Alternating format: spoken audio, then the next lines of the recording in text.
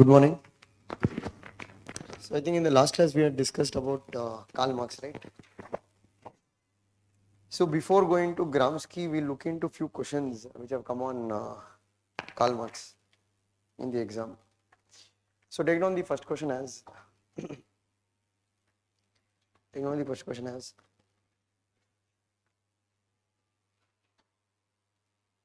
Marx concept of alienation.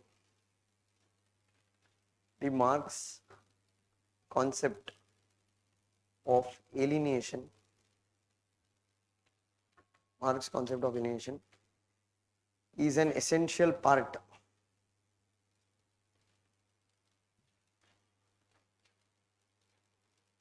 Marx concept of alienation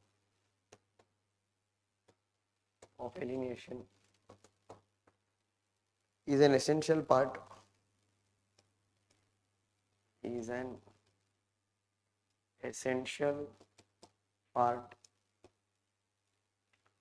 of reality, essential part of reality in capitalism. Reality in capitalism. Comment.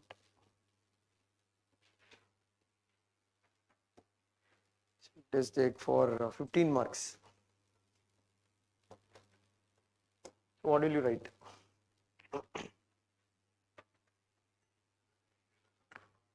Hmm.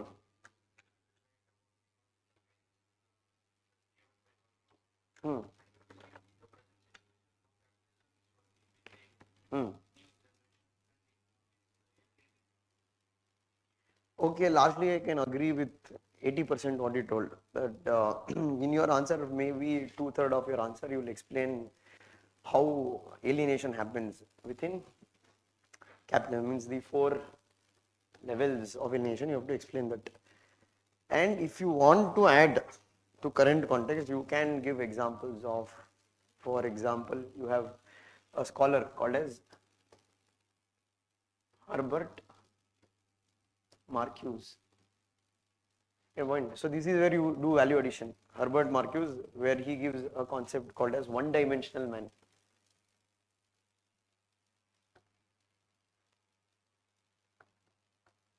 One-dimensional man. Like same way how Marx spoke about, man will lose his creativity, etc., etc. Same thing. It's a repetitive thing. He is a neo-Marxist. Okay, so you can use that as an example, or you can also say increasing suicides within there in the modern capitalist system. But then you also have to write counter arguments, because is it an essential reality of capitalism? But you have people like Karl Popper who disagree with it, who say that it is not the essential reality of capitalism. Capitalism has also widened individuals' capacity to invent or innovate things. Capitalism has also brought prosperity to large sections of society. But nevertheless, you can write in your conclusion part saying that Marx's theory of alienation remains one of the strongest critique of how an individual is completely alienated within the capitalist system. Understood? So 2/3 of your answer will be mainly writing about the 4 levels of alienation. Maybe then you can link current example using Herbert Marcuse, then writing one counter argument from the viewpoint of Karl Popper, and then you are going to conclude your answer. Plain and simple. Okay, this was a recent previous year question which has been asked. So that's why I told, questions in exam will be easy only. All you have to be good in is that if you are able to identify the demand of the question correctly, if you are able to link your concepts correctly, 90% of the work is done. Understood? Reading is different, answer writing is completely different. Okay, what you read and what you write, when what you read you are able to bring it in your answers, then you can say that you are improving. And that's why I told, for that can only happen if you have revised the topic multiple times, if you have solved previous year question papers, multiple questions, then you automatically, naturally will get the capacity to answer in exams questions. That's what I told. Mains is actually easy compared to prelims. The reason is that in prelims, the, what you can say, unpredictability factor is more. But in mains, the unpredictable factor is less, because no matter how much they ask on issues only.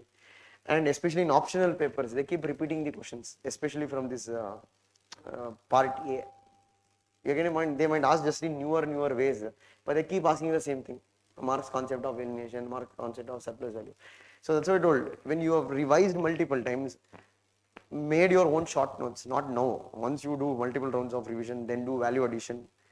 That notes, if you again, then you revise that notes again 3-4 times, your exam ready. Provided that you have written a lot of previous year questions. Understood? Plain simple. Question is asking is that they're asking your opinion. Do you think Marx's idea of alienation is an essential reality of capitalism? So first of all, you have to tell what is alienation, what are the 4 levels of alienation.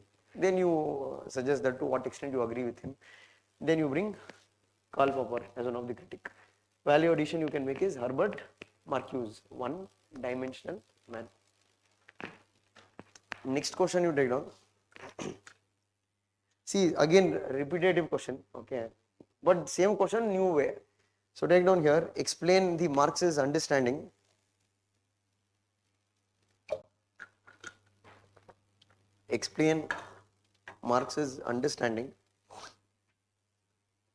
of human essence and alienation. Explain Marx's understanding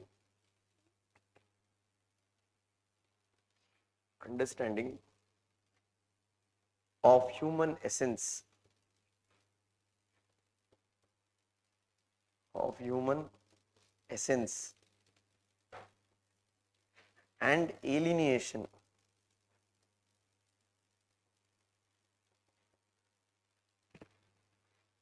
Again, a straightforward question, plain and simple, straight from book, straight from notes. Write about what he told about human nature. Man is social by nature, man is creative, etc., etc. Then you explain what is alienation, 4 stages of alienation. Same thing. Again, you can write Albert Marcuse. Again, you can write Karl Popper. You are getting a point. It will be the same. Only the way they are asking question is going to differ. Okay, that's what I told. It's like Plato's theory of forms. The matter might change, but the form remains the same. And that's why I told, a person who has very well understood the concept in UPSC exam, usually they will get results, one or the other year. If you have understood UPSC how it works, getting result is very easy. But unless you don't understand how UPSC works, you are more like what Socrates said, that common person. Common person, what he'll do? He'll just go by from which book question is coming, from which paper question is coming. This year prelims also same thing. Now last 1 week, right? People will be unnecessarily tensed. FOMO, fear of missing out. Half of them will fail not because they have not read. Half of them fail because they lack the capacity to handle the exam. Simple, they are out. Let us say question paper, first 10 questions. They give random current affairs. They are out in first 10 questions only. Why? Because that is how their mindset will work. But if you are a person, if you have understood UPSC in last 8 years question paper, no matter what question UPSC is going to ask, there are going to be 35 to 38 questions which are from your basic topics. Polity, economy, geography, history. First you have to identify those questions, make sure you get them correct. So if you get 38 questions correct, out of 38 into 2, how much it is? 76. Almost 3/4 of the marks you have got there only. It's a matter of just getting 20 more marks. Out of remaining how many questions? 62. Leave 20 questions.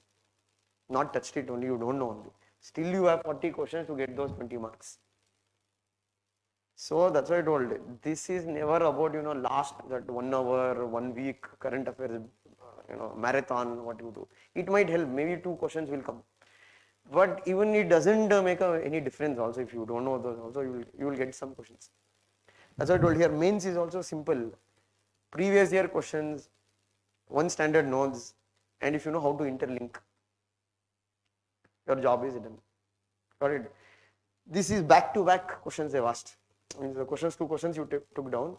I think one they've asked in 2018, the other they've asked in 2021, the other they've asked in 2016.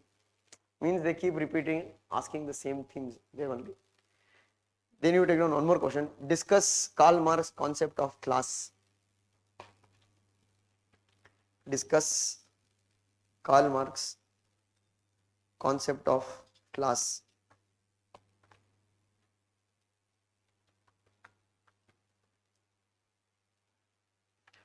This is the asked for 15 marks.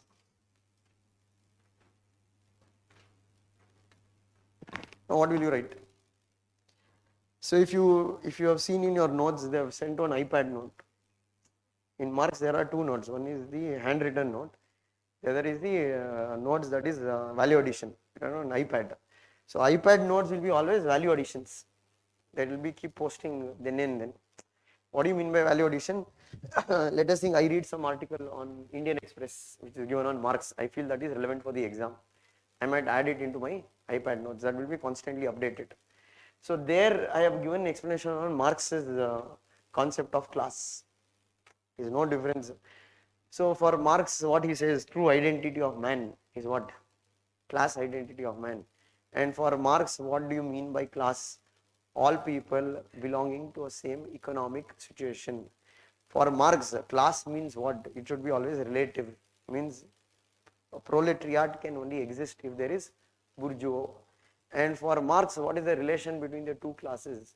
It will be always conflict.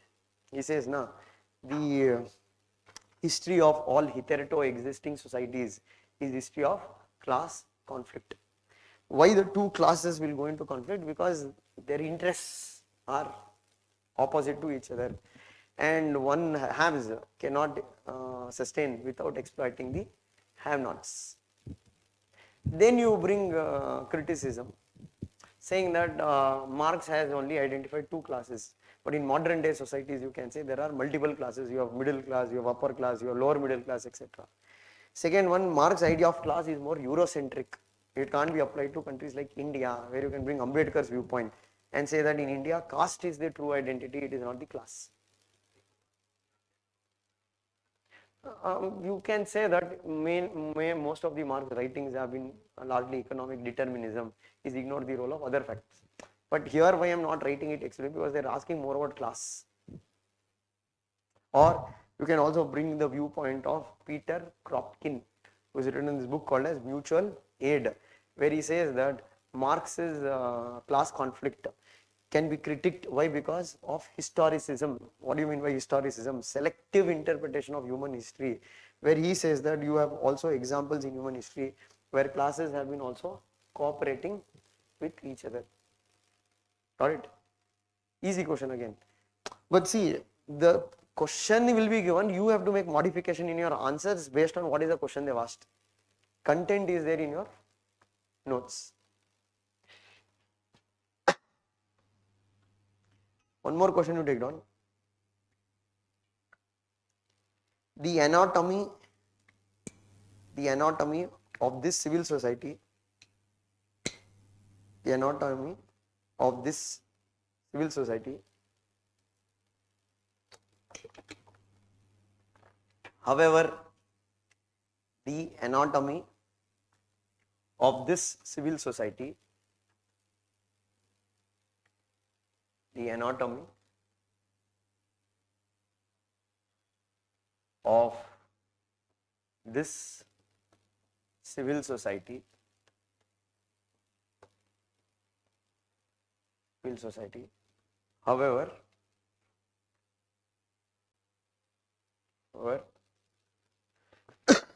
has to be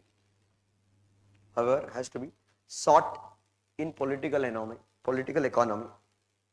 However, has to be sought in political economy.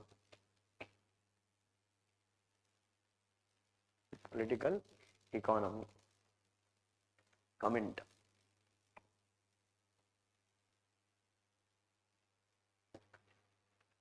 $15 marks. What will you write as the answer?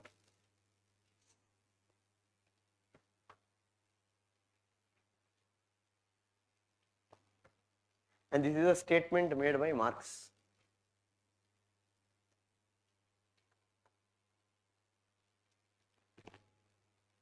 What will you write? Simple. Question is only on base and in a point. So some new quote you saw, sir, this is not given in our notes only. It's not about giving in your notes. You have to comment just a second.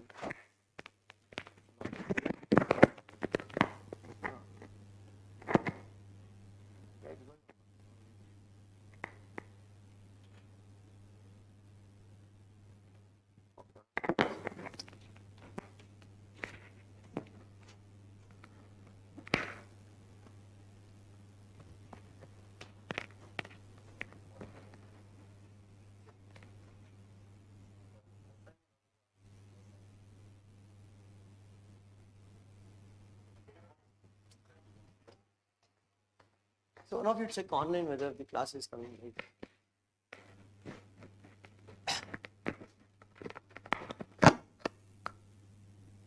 The live ಬರ್ತಲ್ಲ check ಮಾಡಿ. ಬರ್ತಾ ಇಲ್ಲ check ಮಾಡಿ.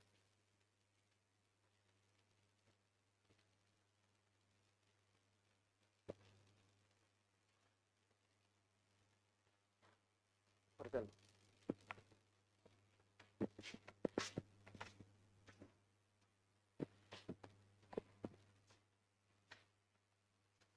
ಬರ್ತಾ ಇಲ್ಲ ಅಂತ ನೋಡೋದು.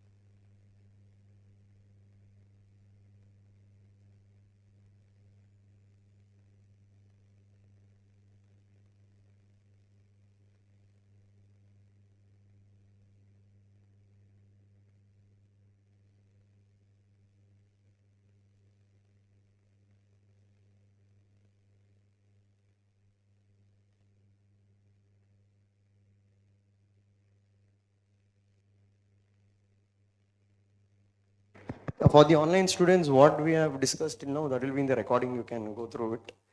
Yeah, for now, this was the question what we are discussing. The anatomy of the civil society, however, has to be sought in political economy. So that's what I told. If you interpret this statement, it is nothing but a question which they have asked on Marx's base and superstructure. So civil society is part of what? Superstructure. Economy is part of what? Base. So what do you mean by anatomy of this civil society? What do you mean by anatomy of civil society?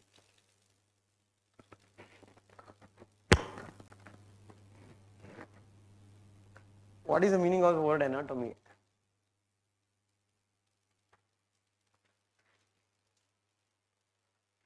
Have you heard of the word anatomy?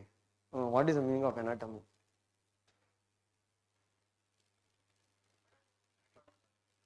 I'm asking what is anatomy, that's it.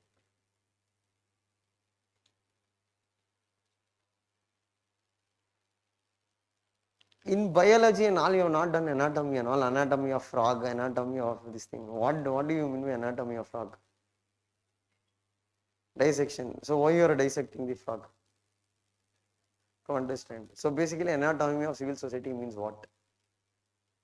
To understand civil society, to understand how it works, to understand what role it plays. So for that you need to have an understanding of what? The economics. Why you need to have the understanding of economics? According to Marx, superstructure is nothing but a reflection of the base. So one who controls the base will also control the civil society or all other elements. So for Marx, he says that how does the capitalist class control the state? How does the state work in the interest of the capitalist class? The reason because the capitalist class control the mode of production, they control the means of production, they control the forces of production. And hence Marx says that to understand civil society, he says that we need to understand the base. And that is why when he recommends revolution, he recommends revolution not at superstructure level, he'll recommend revolution at the level of the base. But for that criticism, what you can add is that once you read Gramsci, the next scholar, then you can bring critic. Okay, for now, this much you can write in your answer, but you have to write criticism because the main criticism only is given by Gramsci. It is not always dependent. It might be also not dependent sometimes. That will come later when we do Gramsci. You get a point. So that's why I told. Now this is where the difference lies between those who succeed or those who by heart and those who understand. A person who by hearts will logically will start thinking this statement is where in my notes. It is not there in the notes. Then his assumption is what? This is out of syllabus. But a person who understands, he goes for basic understanding, anatomy. Okay, means anatomy means what? Understanding. So in actual exam, if you actually see in UPSC paper, why we keep telling work on your English? Whether you write in Kannada, whether you write in Hindi. For Hindi students, one advantage is their question paper will come in Hindi. But for Tamil, Kannada, Telugu, these students, the question paper will only come in English. So even if you have knowledge, unless you are not able to understand what is the question they have asked, then that knowledge is useless. You get a point? Why people in Karnataka, they don't get so much ranks? It's not because they don't have knowledge. They don't understand English only. It's not only those people who are Kannada medium students, even in English medium students in Karnataka, many of them are so bad that even they don't understand English even in UPSC. UPSC claims that what? The standard of English what we use is 10th standard. That is 100% not 10th standard. 100% not. If you solve CSAT paper and all, 100% is not 10th standard English they are giving. So you will have to work on your English. And that's why I told, working on an English is not become like Shashi Tharoor. It basically means improve your vocabulary, improve your understanding. So once your understanding is good, then you will understand easily this question is nothing about base and superstructure. Got it? Same way, the same question they have asked directly. So take down the question as direct question they have asked. Discuss the relation between base and superstructure in Marxist theory. discuss the relation between base and superstructure in Marxist theory.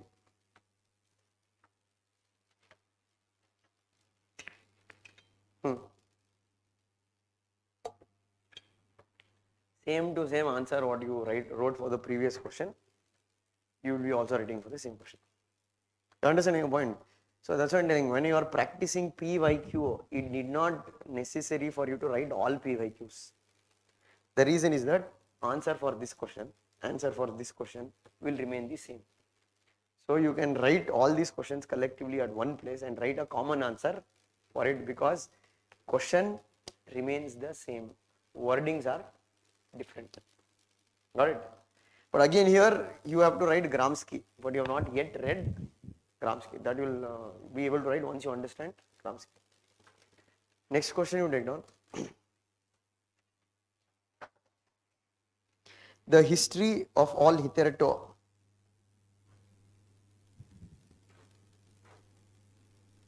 The history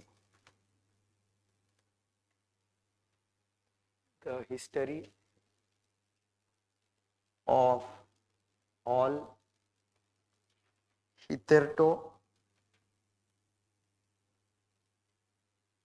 hitherto existing society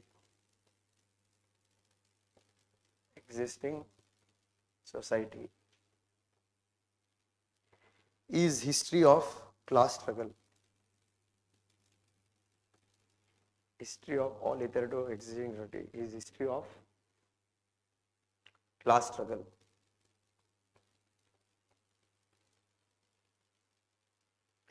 Class struggle. Karl Marx.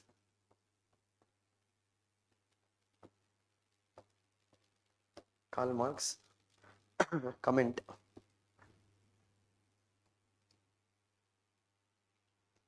Interesting. 20 marks. What will you write? Simple. You have to write about his historical materialism. You can find, if they ask about question about historical materialism, if they ask about class conflict, you need to explain in detail. Introduce about Marx. Tell about what is class. Then you tell about taking human history, all existing societies. So what are the existing societies? Slave society, feudal society, the capitalist society. So it has been history of what? Class conflict. Why conflict? Again you can say emergence of private ownership of property and irreconcilable interest between haves and have-nots. And when then you can also write about in the answer saying that Marx speaks about once the capitalism arises, the working class who are class for itself, they'll become who are class in itself, they'll become class for itself, and then they'll go for revolution to establish socialism, then communism. Don't go explain socialism and communism, because that is not the demand of the question. You have to bring counter arguments. Same thing, Peter Kropotkin saying that history is only used a selective piece of history. It is not only about class conflict, it is also about class cooperation. Or you can write about same Ambedkar's argument that he's only looking at class angle, but in many Asian societies or like India, caste is the most important identity factor. Or later when you read Gandhi, you can also link Gandhi here, because Gandhi spoke about class cooperation, the trusteeship, where he believed that two classes can cooperate with each other, the working class and the capitalist class. Max Weber, you can criticize Marx of what? Economic determinism. Then you will just conclude your answer saying that Marx's idea of is what historical materialism inspired the working class revolutions in many parts of Europe, and you end your answer. Again, it's easy, but again, telling is easy, writing is different. Why telling is easy? Because I just told this you have to write. But once you start writing, the words should come, then logical structure should come. And that's why I told for these answers, when you write, see and write, refer and write. Get a point? So nobody can write these answers. See, I can write because I've practiced a lot before when I was preparing. You cannot write now only very effectively without seeing a book or etc. Why? Because you have to get still used to it. You know what? Why I'm telling is that some people might think negative about themselves, saying that okay, I'm not able to write effective answer. That will happen over a period of time. That won't happen in a single go. So initial questions you can refer online. That's why I posted the YouTube video the other day where I've discussed a lot of questions. There also you can refer. Write. Take your time, half an hour, 1 hour, 45 minutes. But your main goal will be addressing the demand of the question, bringing keywords in your answers, making sure your answer has both thesis, antithesis, and synthesis. Understood? So if you look at most of the marks question, that's why I told you, repetitive themes they keep asking. Every year, almost the same theme they've asked, but in different ways they've asked. Next, one more question we take down. Marx treats individual. Marx treats individual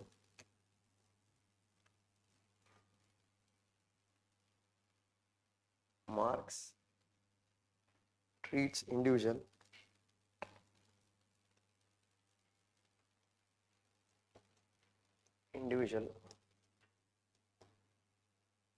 primarily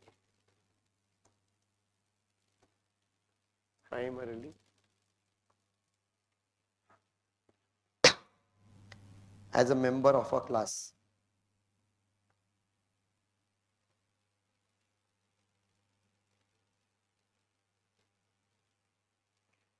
Member of a class. Examine his views. Critically examine his views on economic man.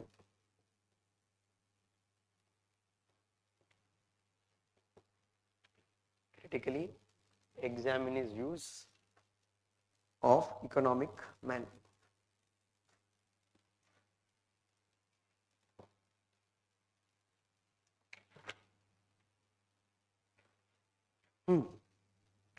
What will you write?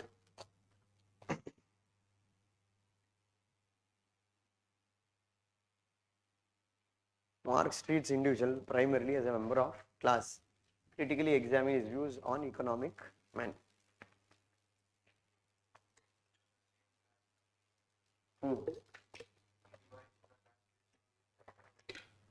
Nothing. Basically, you have to write about Marx's view on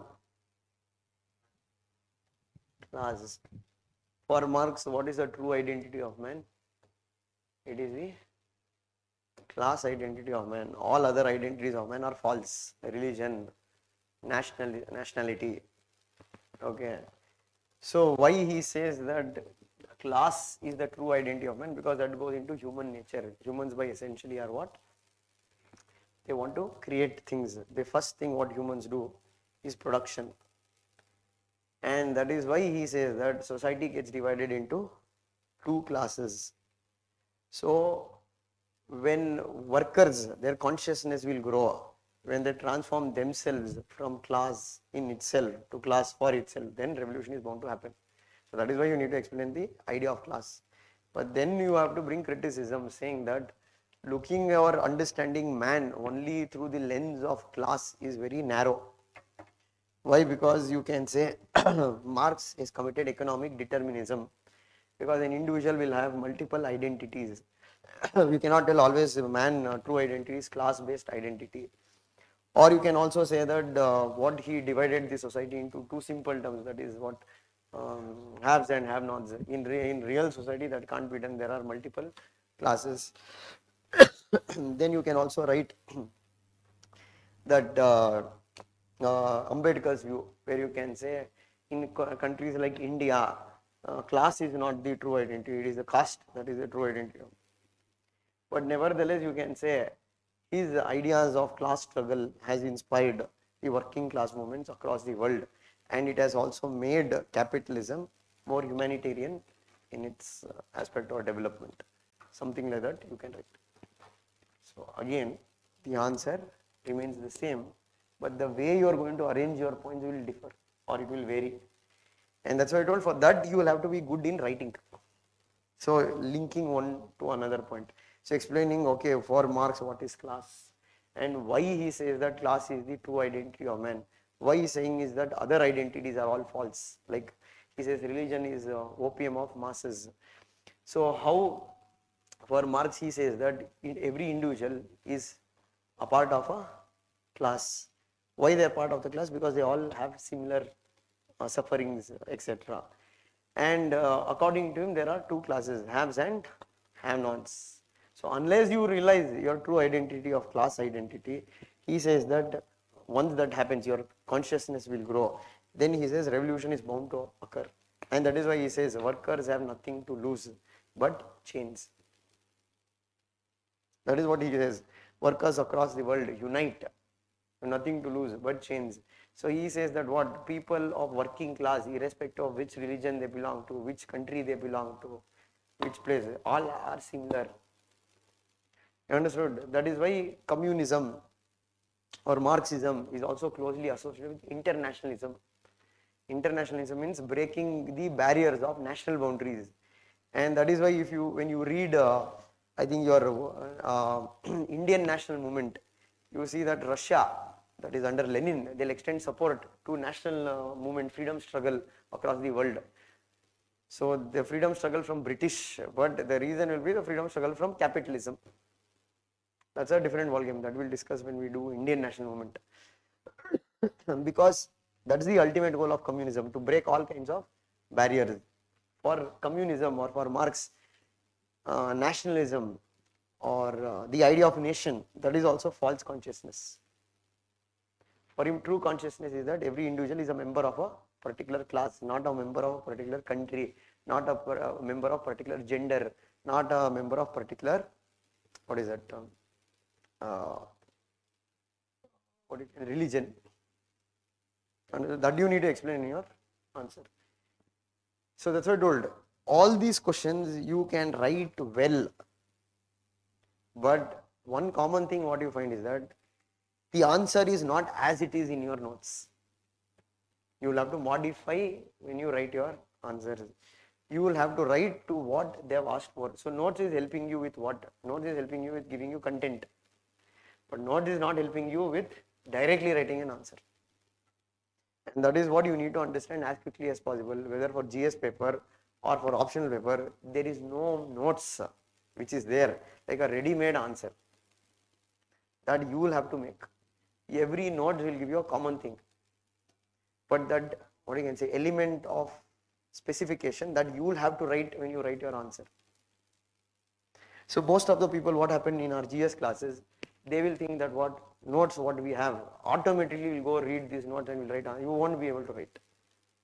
And that is why in weekend test, they won't be able to write more than 6 questions, 7 questions in that what 10 question test they'll give every week. They won't be able, and many of them won't write also.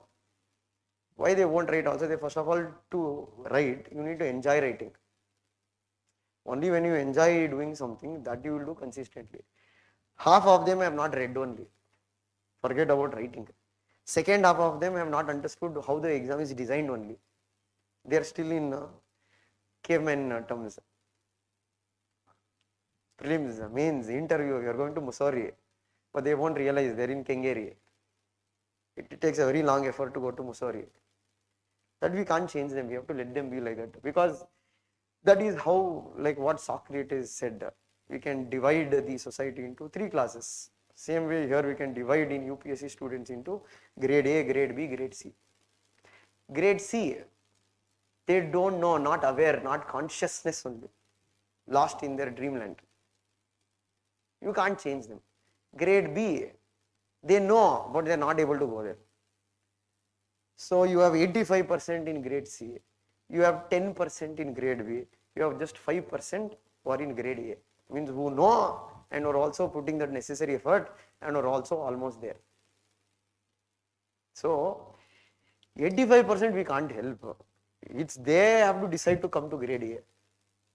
If they think that we can push somebody from grade C, that is not going to. Or if you are hoping like that, there is no classroom in the world which can make a grade C student get a rank. You can just tell this is the reality. It's up to that student to accept the reality and decide that I have to make efforts to go into grade A. Nobody, I can just promise you, fake promises I can do. Don't worry, just read my notes, 100% guaranteed result will come. From where it will come? You only not got result. From where you can guarantee others they will get result? It won't come like that unless you are a grade A material. But that is the harsh truth which nobody will tell. Why it is nobody tell? Because the reality is different. It's not the grade A students who are feeding my stomach. It is the grade C students who are feeding my stomach. And I don't want to take panga with grade C students. Keep them happy. Keep them in their own, what like Plato told, allegory of caves. Because that is the only thing the grade C students are not conscious. They are not conscious means they don't have any idea only. But the only one thing they have hope. Somehow some miracle will happen and somehow they are going to become IS. That you don't kill it. Fuel it more. Agatte, banni manana, agge agatte, yes we can do it, come on. That kind of Josh when you give KGF background music on video. Dheera, if you give, then that fellow will be also in his own land. Oh, my success is coming very close. It will take years time by the time he realizes that he has not gone anywhere. He is there only. Grade A student is very smart. He knows that this is not going anywhere. Some bakwas only this is going on. He is more smart in knowing what to read, how to read. But what we can do, grade A student only 5% are there. Now we can't only keep 5% and tell, okay, I need to make profit also, I need to get rank also. I need grade A to bring more number of grade C into my classes. Grade C won't come otherwise. They look at where ranks are coming. Okay, ranks are coming here. I have to join here. Even I will get a rank. So grade A are needed. Why grade A are needed? Grade A are like organic intellectuals, what Gramsci speaks about. You will understand when you read Gramsci. Organic intellectuals, they shape values.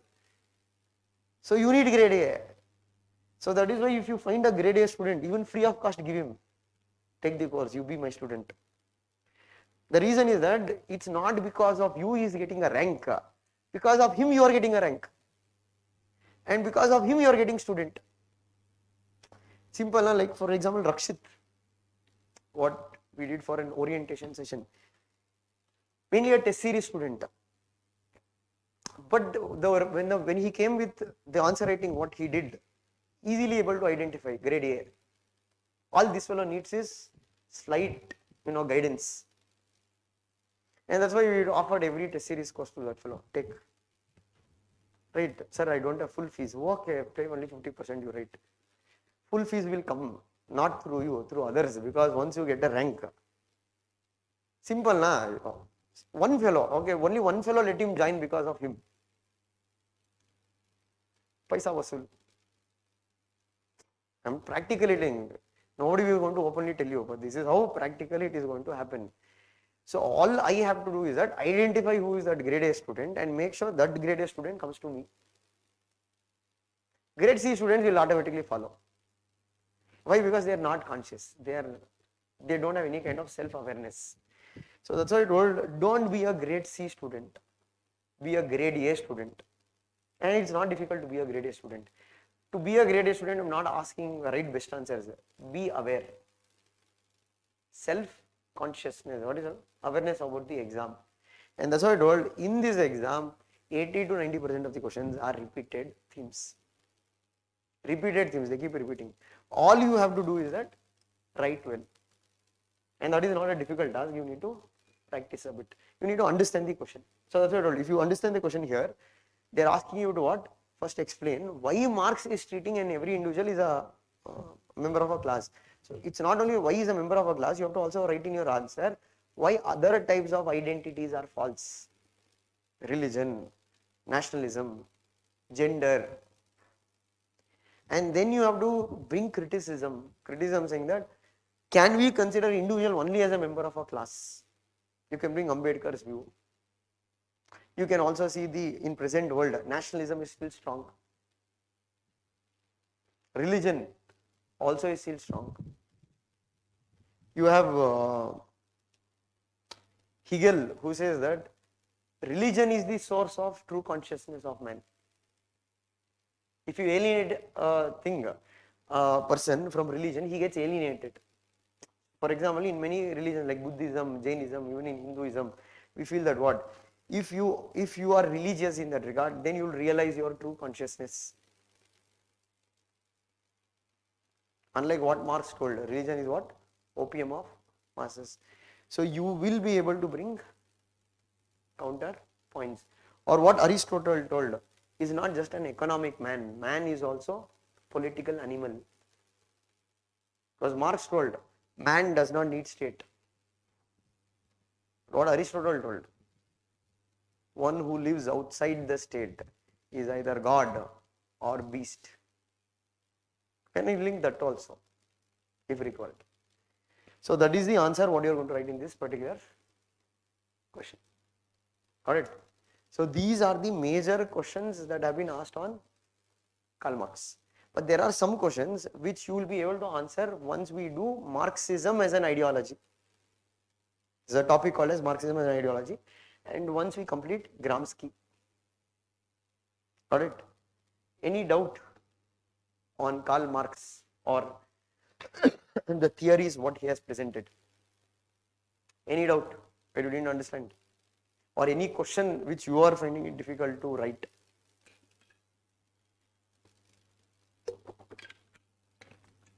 Okay.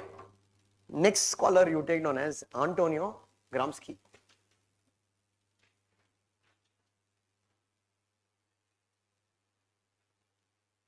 Antonio Gramsci.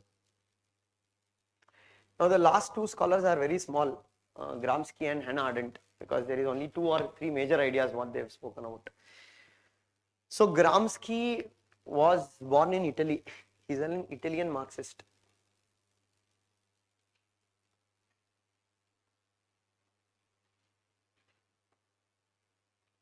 Italian Marxist.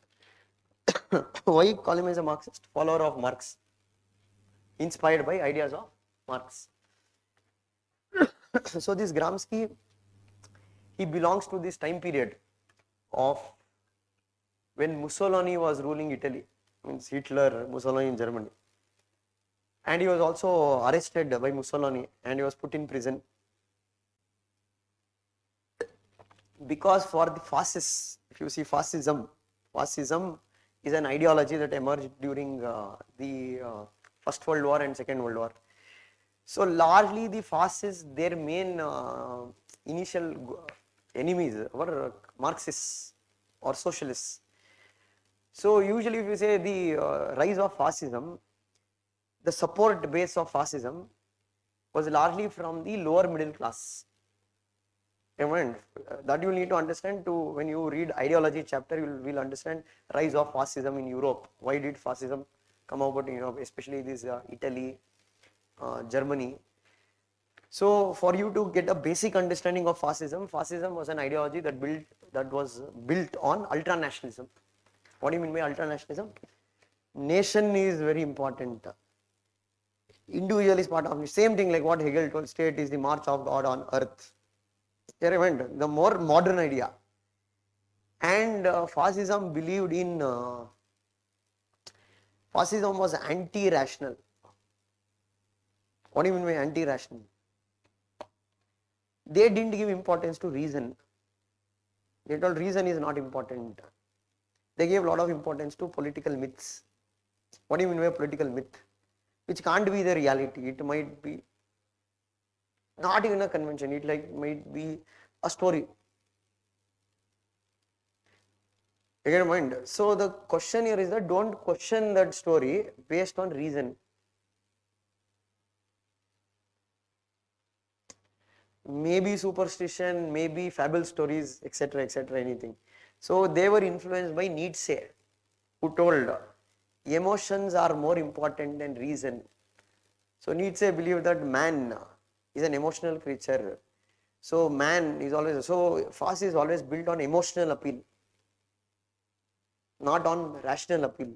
It is more of emotional appeal. Use the emotions of people. Now even I can use it in classroom. Come on, let's do it. We can do it. 400 is 100% achievable. Why it is not achievable? Why? Because that is what fascists misused. That is what they exploited. Because they understood humans, masses by nature, they can be swung by emotions. And one of the things is that don't question. And third one is ultimate belief in the leader. So Hitler was referred as Führer, the supreme leader. What Hitler says is the final truth. No questioning. Questioning Hitler is questioning Germany. Understand? Ultra-nationalism, anti-rationalism. This was the thing. These are the features of fascism. There are other features. I won't go it now only because that will do when we do ideology topic. But the question is that why did this arise? For that there is no one explanation. There are multiple theories given by different scholars. So you have a person called as Eric Fromm.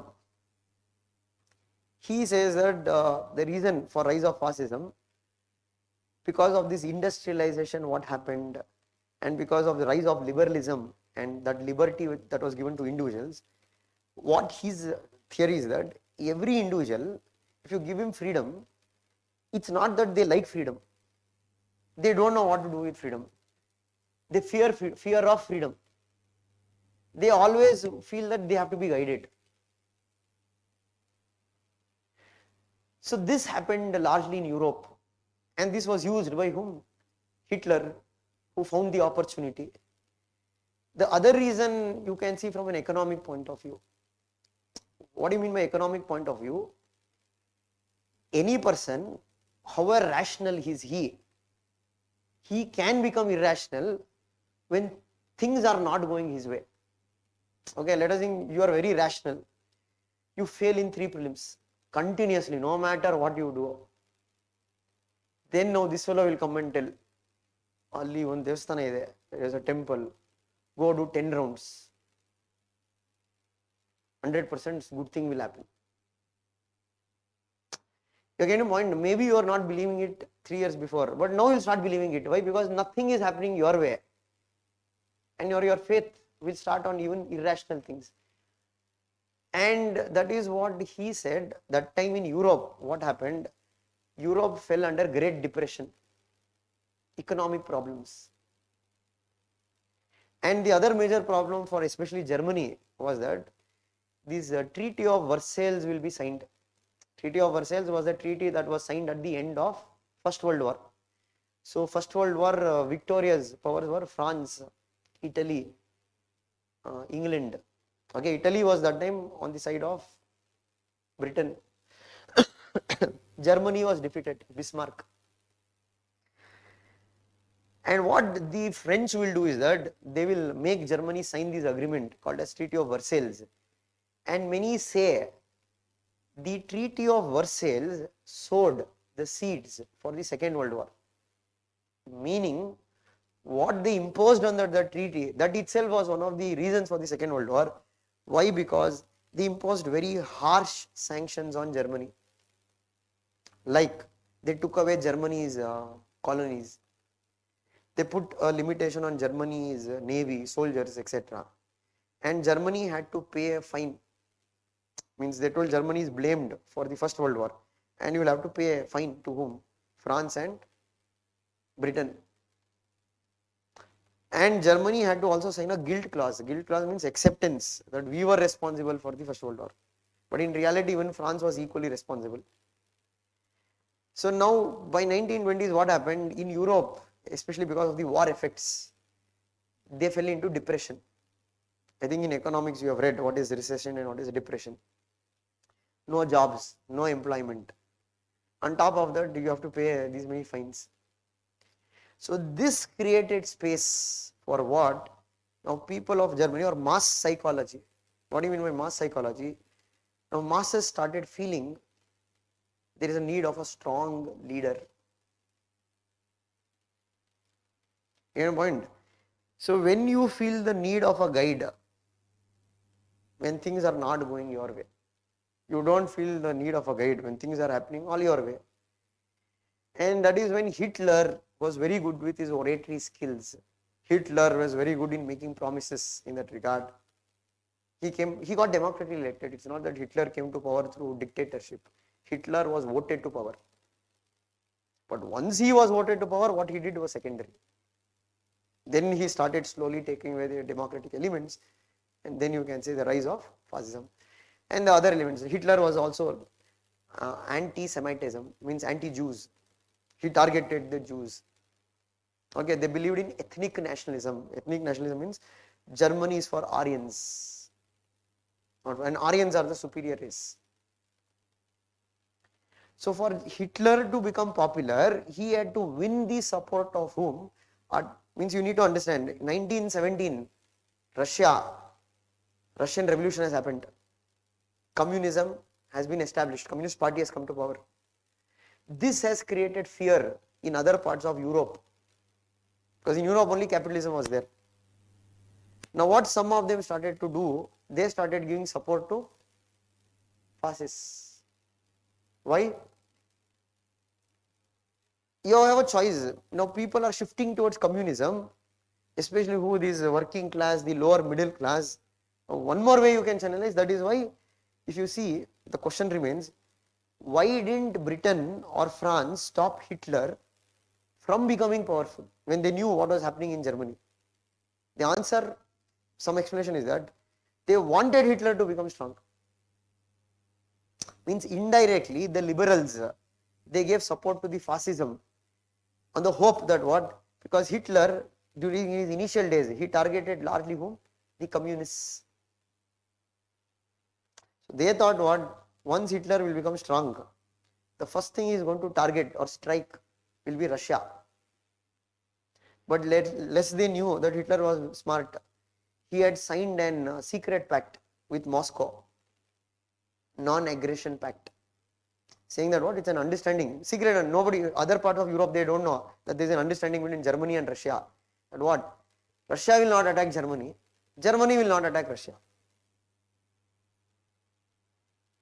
France and Britain are thinking what? Okay, Hitler is becoming powerful now, he is going to strike Russia at any time, but Hitler surprised them by striking first what? Western Europe. You understand? So at that point of time, Mussolini, who was also ruling Italy, he was also one more fascist ruler. So he had arrested Gramsci, because Gramsci was a Marxist, and he was put into prison. And that is when he wrote his ideas, and that was compiled into a book called as Prison Notebooks. So one of the popular work written by Gramsci is what?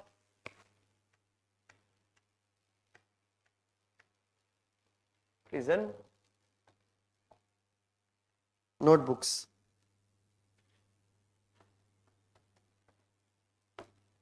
Now in this prison notebook, what are the major ideas given by Gramsci? There is only one major idea you need to understand about Gramsci. He has given an idea called as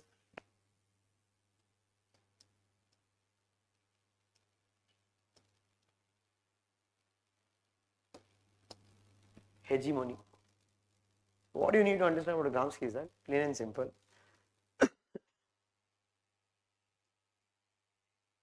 need to understand what is hegemony, and why we consider Gramsci as one of the second most important scholar in Marxism after Karl Marx, because he modified Marx's idea.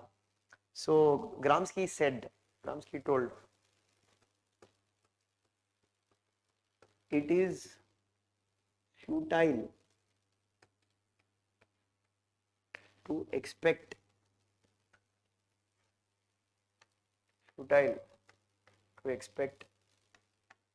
socialism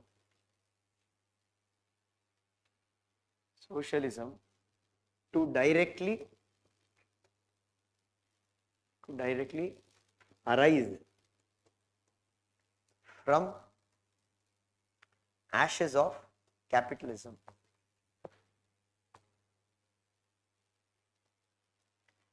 It is futile to expect socialism to directly arise from the ashes of capitalism. Meaning what? Gramsci told, means there was large criticism against Marx. One of the criticism of Marx is that Marx was considered as what? A god who has failed.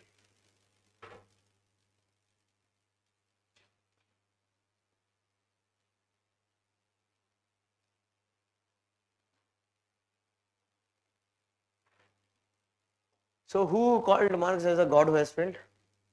The critics. Why did they call him as a god who has failed?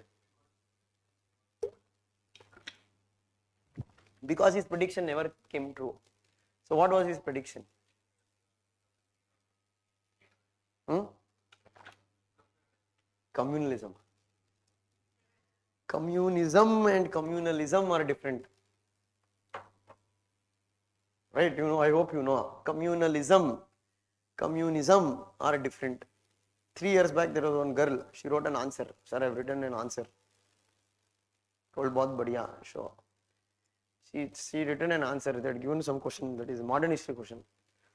What are the different phases of communalism in India?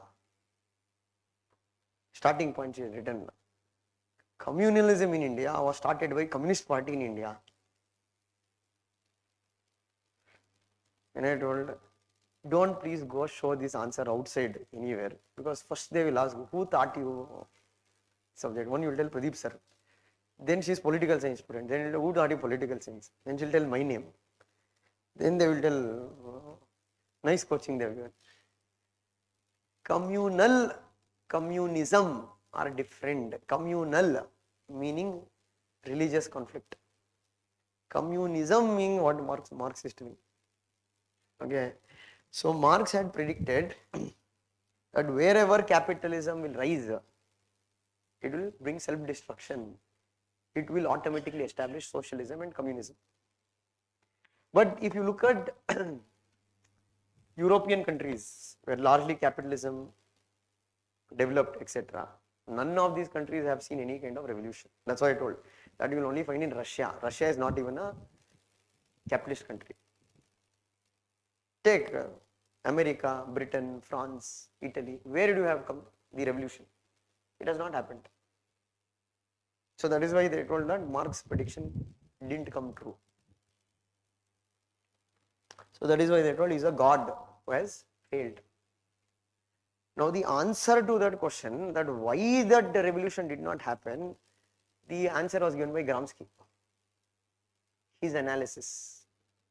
He found a fundamental flaw in Marx's analysis. He told Marx has not considered one aspect, and that is why that revolution is not. He told revolution can't happen like that. So what did this Gramsci modify? He modified Marx's base and superstructure. So what Marx had told? Marx had told economy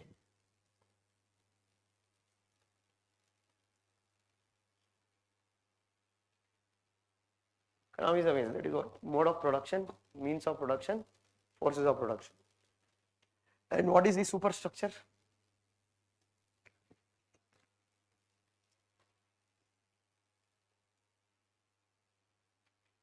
State, civil society, etc., etc. They are all part of state, civil society, education, church, police, etc. And what Marx had told, superstructure is a reflection of base. Superstructure is dependent on base. So Marx had told, once you revolt or bring revolution, where? Revolution means change the mode of production. Automatically, superstructure will also change, means capitalist state will collapse, socialist state will come. But what Gramsci said was that this is incorrect. He modified his superstructure. He told he has ignored the role of civil society. So Gramsci told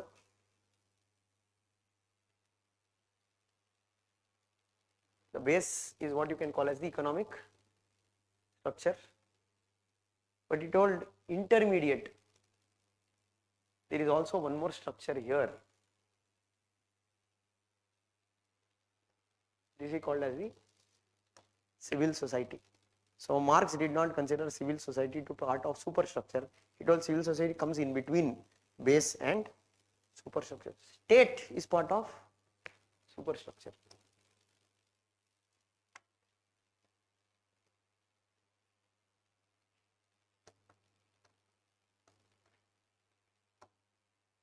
State is part of superstructure. Understanding the change in the structure now, what Gramsci told, Marx had ignored the role of civil society. And he told state is not a direct reflection of the structure. Marx had ignored the role of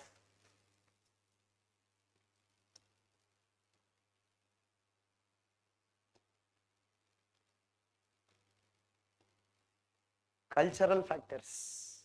Marx only told about economic factors. So what Gramsci told, consciousness of the working class is also controlled by the cultural factors. And who controls this? Civil society. Who will be there? Who will be part of this civil society? So Gramsci spoke about intellectuals.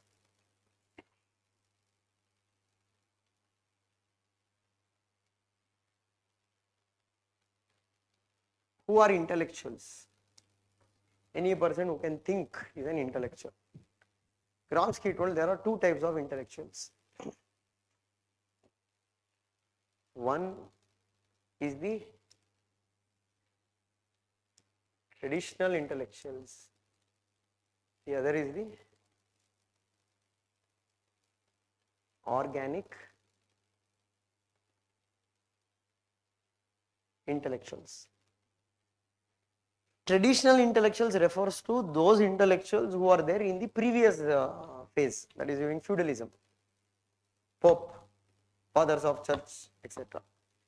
Organic intellectuals are those intellectuals which arise with the rise of capitalism, doctors, engineers, teachers. Now what he told is that what Marx did not understand or Marx ignored, the role of organic intellectuals. So what Gramsci explained was that capitalists are not controlling the working class only through state. They are not only connected to, that is, police, judiciary. There is an invisible force that is acting, that is inhibiting the development of consciousness. And that role is being performed by whom? Civil society. And what is the role of these organic intellectuals? They reproduce values, social values, which will make working class think capitalism is good for them. They are not forcing you to follow. In simple terms, that is what he calls as hegemony. Hegemony means ideological domination. Okay, this is not, see, Gramsci maybe identified it, but this has existed in human history from before. We can, the most powerful weapon in the world is the human mind. If I control your mind, I control everything. Soft power. What is power? Power is the ability to exercise influence over others. There can be hard power, there can be soft power, there can be smart power. Hegemony is like a soft power. I am not forcing you to obey me, but I am convincing you to obey me. So now let us think, now this fellow, I will tell right answers. He won't write. Then I will remove a belt and start hitting him. Maybe out of fear he will start writing. But maybe a day he will rebel. But let us think I brainwash him. Like, let us take something like any modern day Guruji. So you can tell, like, you listen to me, see those who have listened to me, all are in Mussoorie, all are getting ranks. What I tell is 100% correct. So I build an image in his mind about me, a very, very positive image. An image where you can say that he is blindfolded. he is ready to do anything what I say. Social media influencers, that is what they do, right? Why everybody wants followers? Because your ability to influence people increases. Nobody is forcing you. They are telling you, we now for example, let us think now Salman Khan will tell thumbs up, you become man by drinking thumbs up. People will follow. Or drinking Pepsi is being cool. Next Gen Z, to drink Pepsi. But ultimately, you don't really go check whether they drink Pepsi or not. They might make you drink Pepsi. They might drink coconut water. Simple. Organic intellectualism is control of your mind. So, what Gramsci told, how capitalists control the working class, it is not only through state. State is the visible naked force.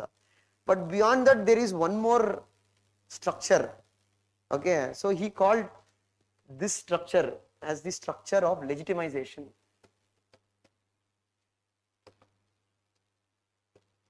Structure of legitimization. This he called as what? Structure of coercion.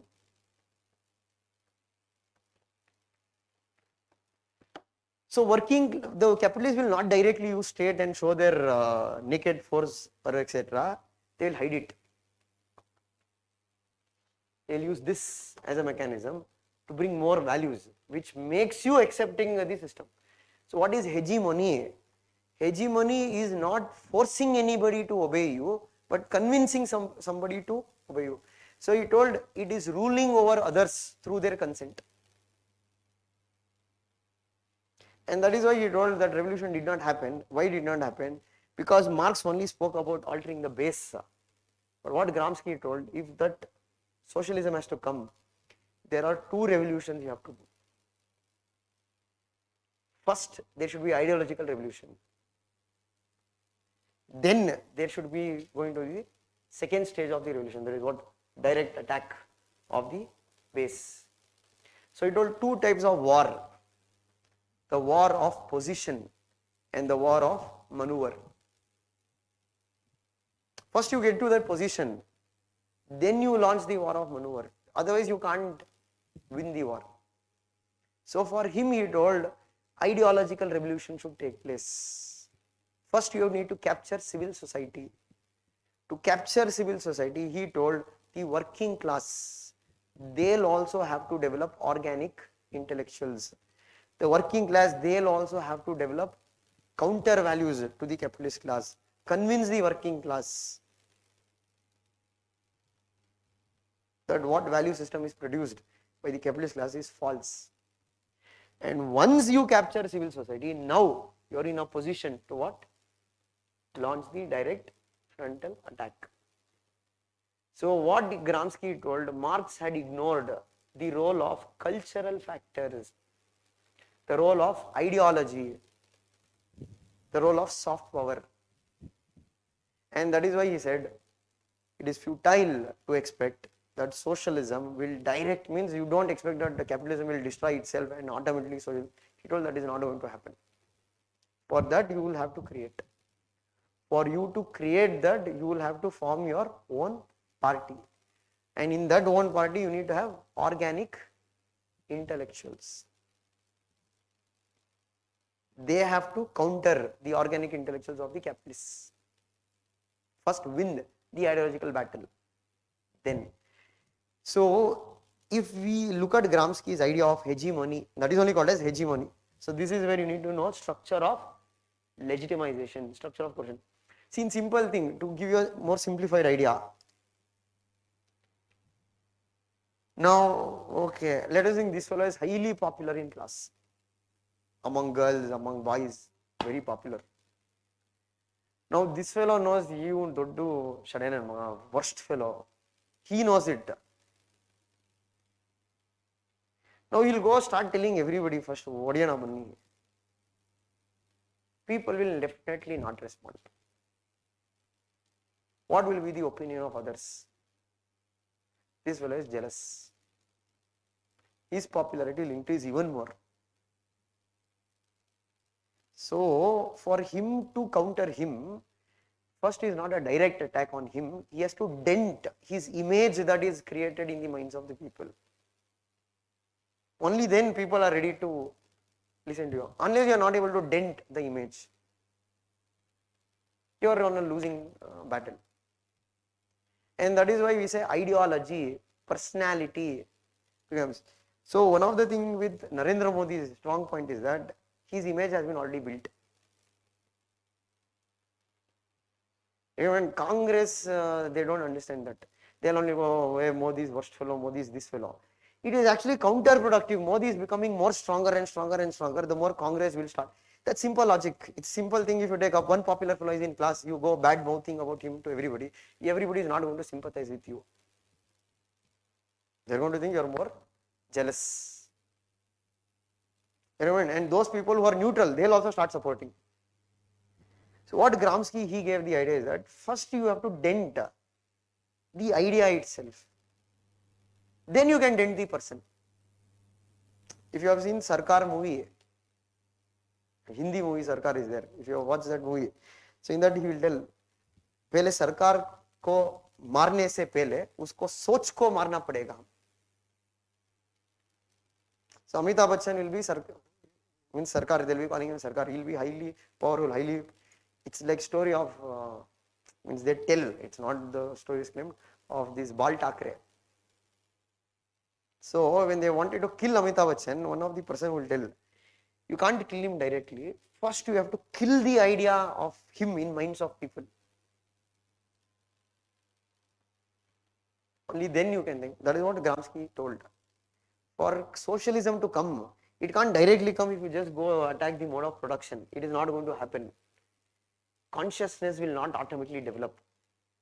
Because Marx never told out how, he told capitalism automatically consciousness will develop.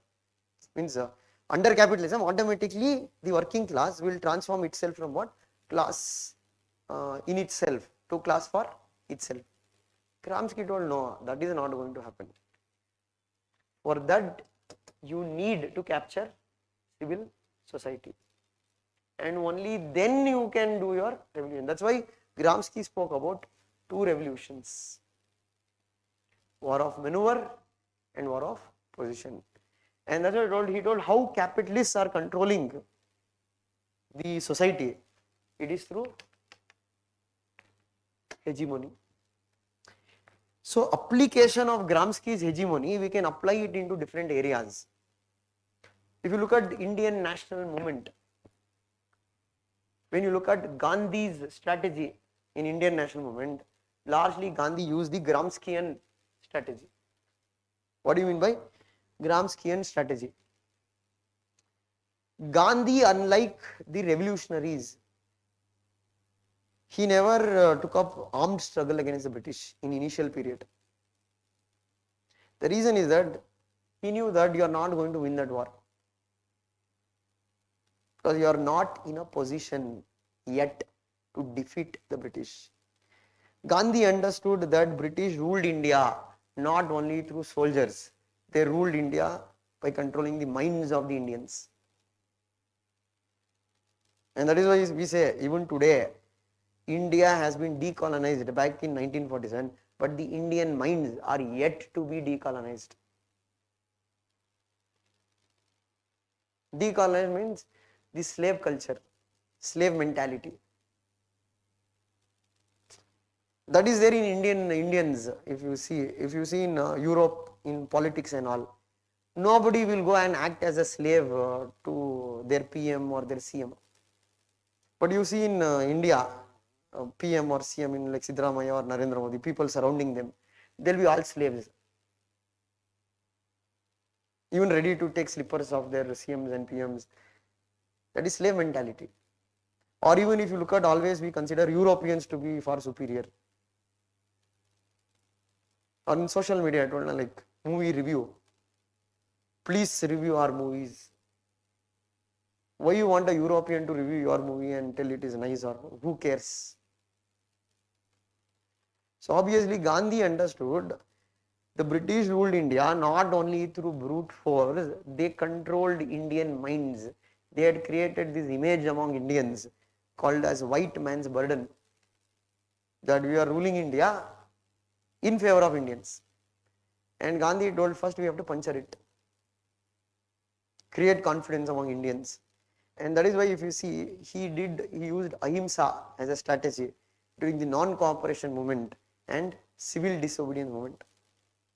But once he had won the battle of ideas by Quit India movement, Gandhi changed his strategy.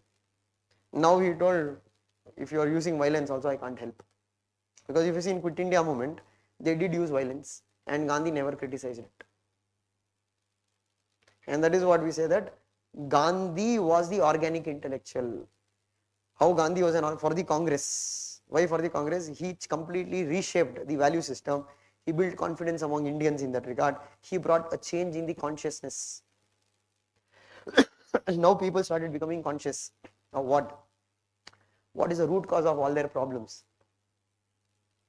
It is the British rule.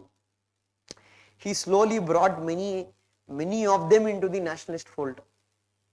That is why if you see any of Gandhi's strategy, it was never radical. Because Gandhi knew that radicalism won't work in India. That's why Gandhi might be criticized by the right wing, by the left wing, by the Ambedkarites, by the Dalits. Everybody, like extreme right wing, they criticize Gandhi, he is anti-Hindu. The extreme left wing, they criticize Gandhi, he is a capitalist. Or Dalits, they criticize Gandhi, he is nothing but upper caste, pro-upper caste. But what none of them understood was that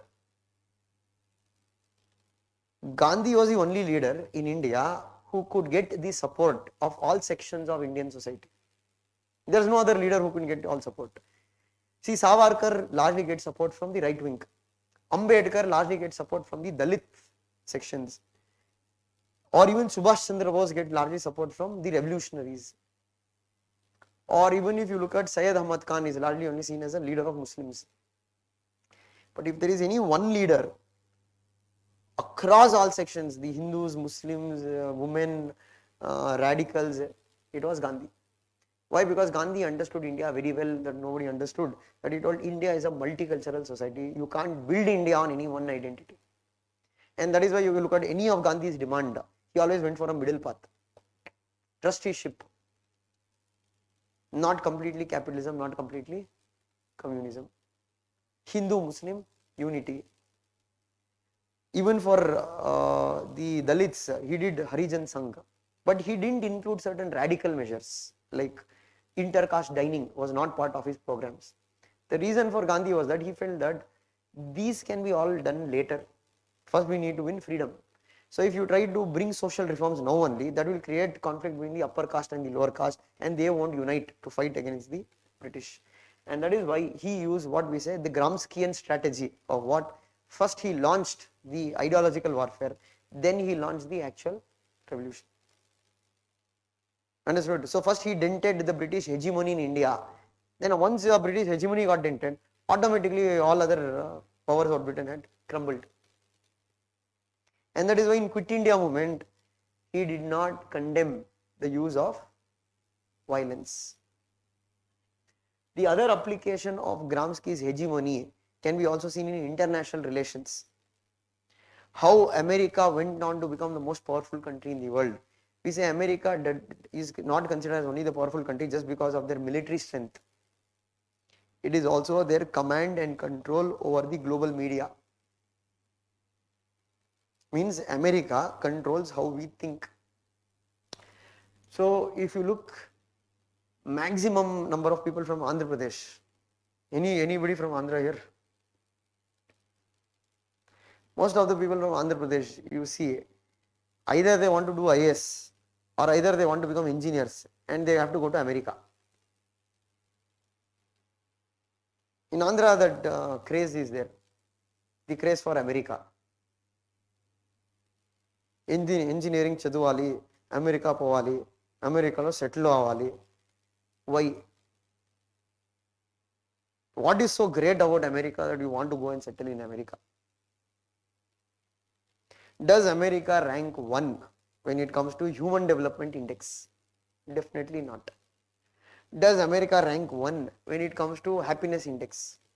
Definitely not. Does America rank one when it comes to the lower inequality index?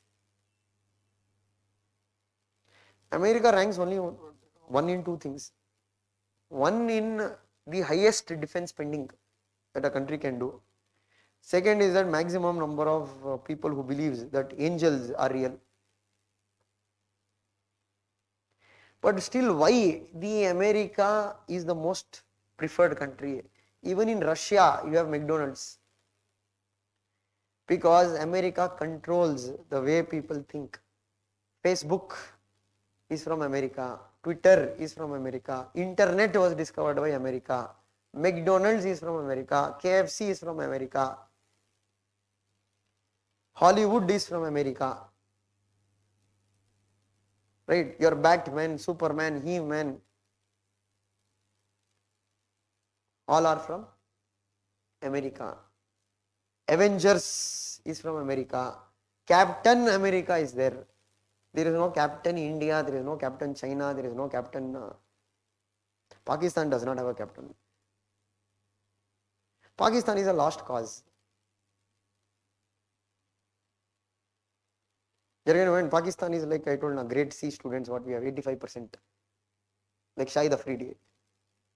Even after getting hit in 11 bases, still they'll do the victory march. It's gone, they're gone. There's no future there. America, the thing is that why America, Captain America? Because they've created. So, for example, you take Hollywood movies. Any Hollywood movie you take. Who are the villains? Russians. The Russian mafia. We're not saying Russia, there are no villains. There are mafia in every country. But that has been highlighted. Why it has been highlighted?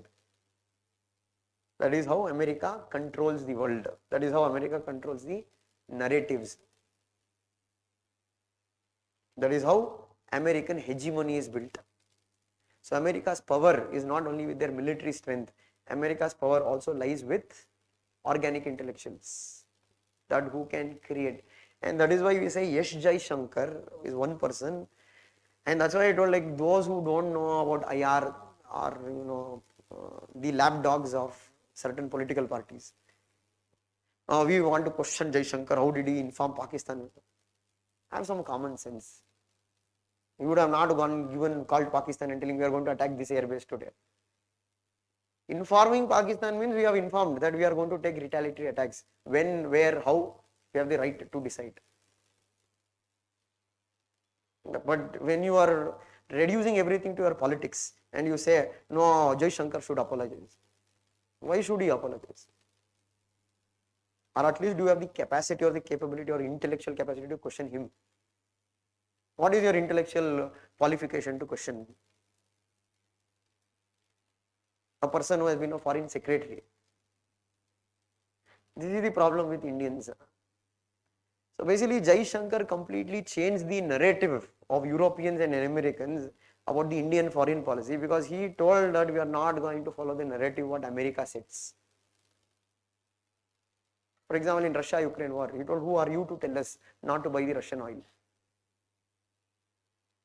The Americans and Europeans wanted India to criticize Russia. India told that is your narrative, that Russia is the aggressor, Ukraine is the victim. For us, Russia or Ukraine are not the aggressor or victim. We only want both countries to sort out the issue. Amen. So basically narrative building means control how people think, what people believe.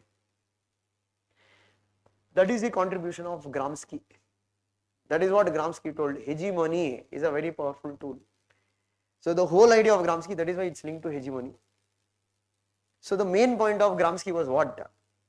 Unless you win the battle of ideas, you can't win the battle of the base. So that is why he told there should be two revolutions. And that is why we consider Gramsci gave the answer to the critics of Marx who told Marx is a god who has failed. He was able to identify saying that why the revolution did not happen in Europe. Because Marx had ignored the role of cultural factors. For Gramsci, he told only when you include these cultural factors, then the revolution can happen. And that is why he told here you need two revolutions. You can't just do it with one single revolution. Understood? This is what you need to know about Antonio Gramsci. This is the major idea written in his book, Prison Notebooks.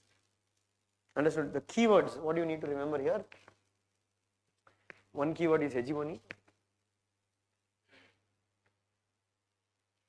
The other keyword is organic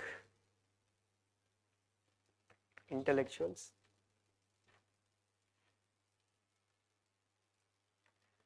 Then you have traditional intellectuals.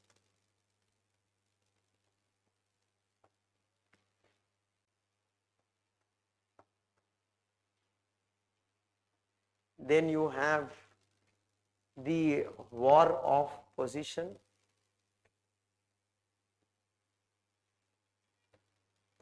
War of maneuver.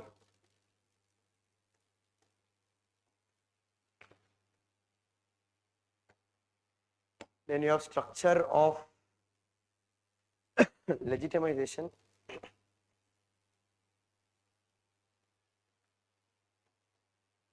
Structure of legitimization. Then you have structure of coercion.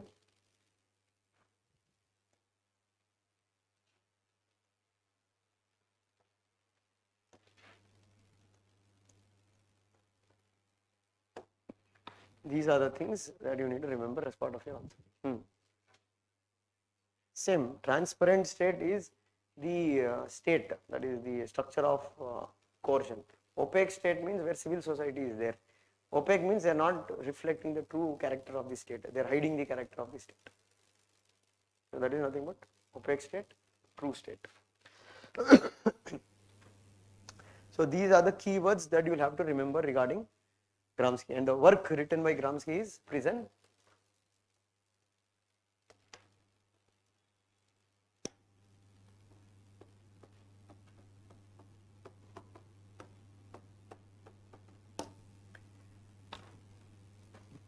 Understood? Any doubt with regarding to Gramsci? That's why I told Gramsci is a very small scholar.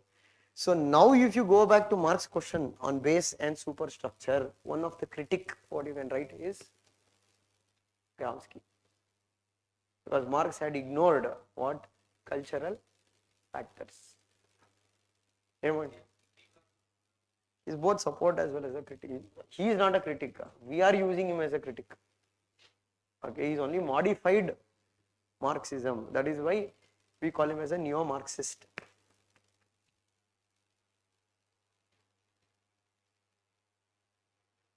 Neo-Marxist.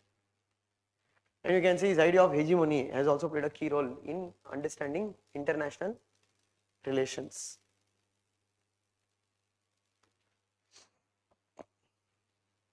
So any doubt here? Anything which you did not understand about Gramsci? And that's why I told you, in Gramsci question always remains the same. Either it is hegemony or either it is structure of coercion or superstructure. So take down one question of Gramsci.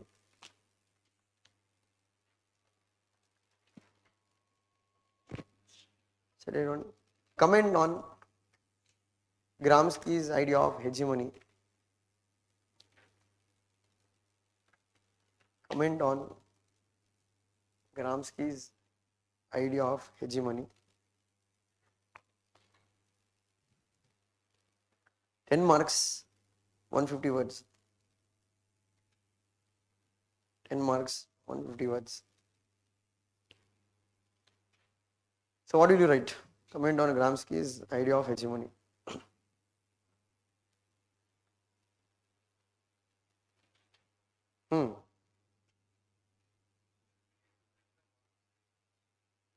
See, this is a 10 marker question. Okay, you cannot write detail. So directly you have to start with Gramsci. You have to tell about what is hegemony, why did he give the idea of hegemony, and in there you have to tell how he modified Marx's base and superstructure. Then conclude your answer by saying that what is the application of hegemony in different areas, be it Indian national movement or be it in international relations. If it's a 20 marker question, then you can write. But if it's a 10 marker question, 150 words, you have to be very brief. You can't write very much in detail. Got it? So that's why I told you it's easy, straightforward question. One more question to take down on Gramsci's. Comment on the organic intellectuals. Comment on the organic intellectuals. 10 marks, 150 words. 10 marks, 150 words. So what will you write here?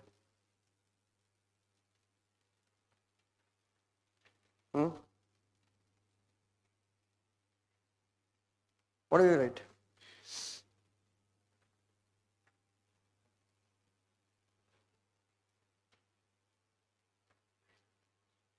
See, why again you will get to base and superstructure. Write about directly organic intellectual. Now, for Gramsci, he says that intellectual is a person who can think. There are two types of intellectuals: organic intellectuals, traditional intellectuals. So, who are organic? Those intellectuals which rise with capitalist class, doctors, engineers, teachers.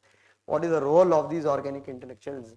To manufacture values, to sustain the capitalist system. And unless the working class also develop their own organic intellectuals, the revolution what Marx told, or it is futile to accept that socialism will directly arise from ashes of capitalism. Your answer is done. That's why I told, for everything, don't try to write everything from Marx and all. It depends upon how many marks they have asked and what they have asked. So here the question was on organic intellectuals. So you have to tell who is these organic intellectuals, what is the role played by these organic intellectuals. That is what you need to focus on. So why will you go write about Marx's base and superstructure and all? That too in a 10 marker, 150 word question. And for Gramsci, there is no separate written notes. The printed notes was given in starting, if you remember. Gramsci and Hannah Arendt. There only you have for Gramsci as well as for Hannah Arendt. You remember, right? First class, a printed notes was given for Western political scholars. In that, whatever content is there for Gramsci and Hannah Arendt, that is the same content. There is no separate written content for Gramsci and Hannah Arendt. If you read that much, that would be suffice. You are understanding? So for every question, don't try to write everything marks and that depends upon how many marks they have asked. Okay. So take down one more question. It is futile. It is futile to expect. It is futile to expect socialism. It is futile to accept socialism. It is futile to expect socialism to directly arise.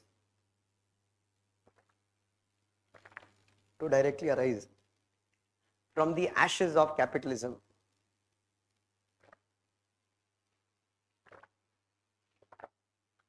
To directly arise from ashes of capitalism. Gramsci.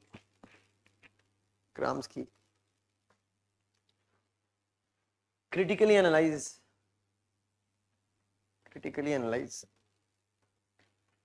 20 mark question. Critically analyze 20 mark question.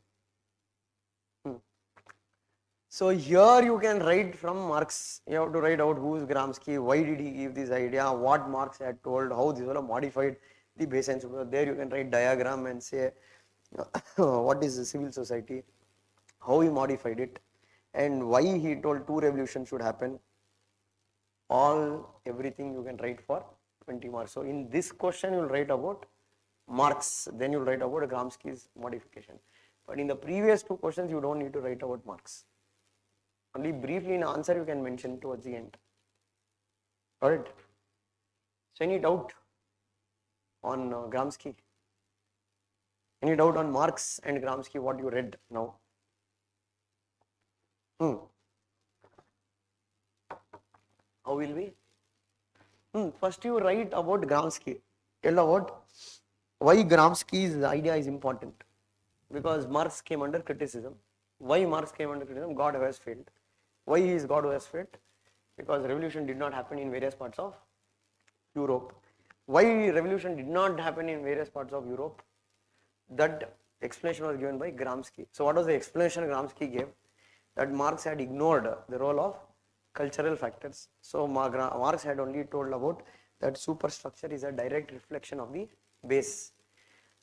But for Gramsci, what is a modification he brought? He told there is an intermediary structure, that is civil society. And civil society is like the opaque state. And civil society has organic intellectuals who manufacture values to sustain the capitalist system. And that's why he told, unless this is captured, the revolution will not happen. So that is why he spoke about two types of war, the war of position and the war of maneuver. And then he spoke about, first is that even the working class also need to have organic intellectuals. They also need to produce counter ideas, counter value system to counter the capitalists. And once the civil society is exposed, then people's consciousness will grow and then the revolution will take place. Then you conclude by your answer by saying that is why Gramsci is considered as the second most important thinker within Marxism after Karl Marx, because he is the person who gave the answer that why revolution did not happen in Western Europe. So you can explain this in detail. So that's what structuring part you need. That's why you need to structure in your head one after one. You have to clearly explain. So how to work on the structuring part? So if you see in the written notes, many times I put arrow mark after one paragraph. And why? Because to indicate there should be some level of link between previous paragraph and the next paragraph. So when you are trying to structuring your answer in your head, there should be a logical link from one point to the other point. That is when your structuring will improve. So for example, let us think Manrega, random topic, Manrega. What will you write about Manrega? Random topic, I will write one page about Manrega. First fundamental problem what will happen here is that you might know 100 things about Manrega. You will get confused how to start, where to start. So what do you mean by structuring it? So I will think, okay, first of all, what is Manrega? When was Manrega brought? Okay, what are the core aspects in Manrega, core features of Manrega? Then, okay, Manrega will benefit whom? Okay, then I will write about what are the issues with Manrega. Then I will think about what changes can be proposed to make Manrega more effective. So this is what we call as a structure. Whether you write it for an essay or you write it for an answer, the difference is simple. Essay, you have time. Essay, you have 1200 words. In an answer, shortage of time, shortage of words. But structuring should be there both in an essay as well as an answer. In essay, you will get time to structure. In GS papers and optional papers, you don't get time to structure. Many times structure should be ready. How to ready? When you practice. You know the structure, you can easily reproduce. So that will be the structure. What you have to go. So any other doubt on Gramsci as well as Karl Marx? Any doubt? Anywhere you did not understand anything? The last scholar what we have is Hannah Arendt. She is the only woman scholar among means she is not the only woman scholar. The only woman scholar you are studying as part of your exam. Then you don't think she is the only woman scholar is there. So I'll just give a brief idea. Tomorrow I'll explain in detail about Hannah Arendt. So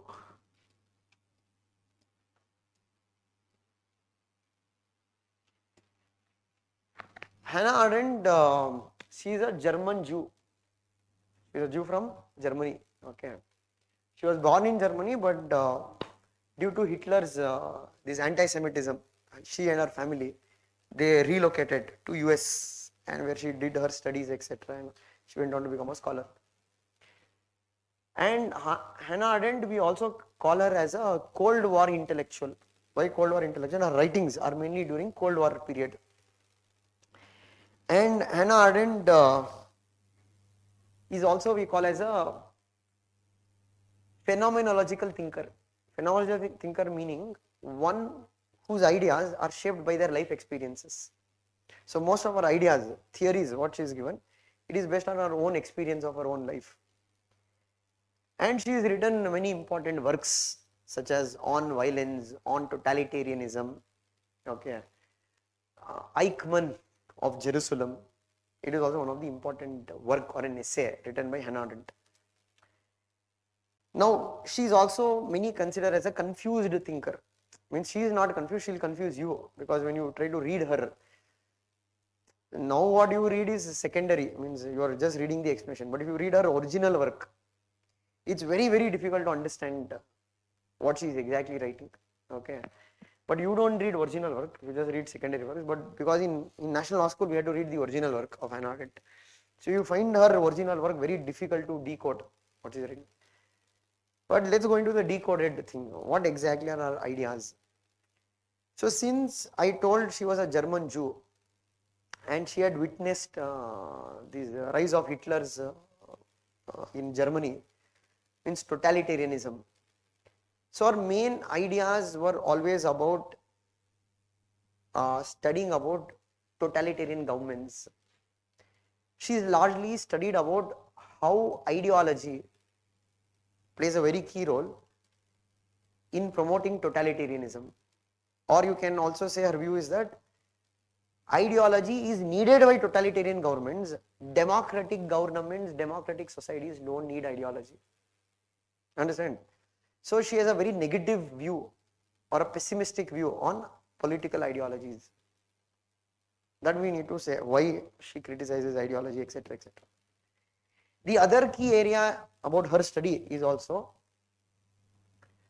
for her, democracy can only survive or sustain if people participate actively, because she is also deeply inspired from Aristotle's civic republicanism, a participatory model of democracy.